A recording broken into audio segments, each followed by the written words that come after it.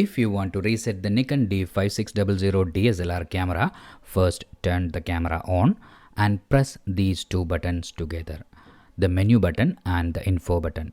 If you look closely, you can see that both the buttons have a green dot beside them indicating this secondary function. Also, have a look at the image settings here. All these will get reset to default values once you reset the camera. If you press the two buttons together for at least 2 seconds, the camera will reset. The screen will turn off for a second or so, indicating the reset. Now that the camera is back to its default values, all the capture settings are also reset. You can see that at the bottom of this screen.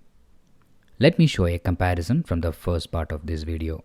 You can clearly see that all the capture settings are reset. But if you want just to reset the shooting menu settings, you can do it by going to the menu, shooting menu and select reset shooting menu, and the shooting menu alone will be reset. When you do a reset by pressing the buttons together, all the settings in the camera will be reset, including the custom settings that fine-tune the camera performance. This is how you reset the Nikon D5600 DSLR camera.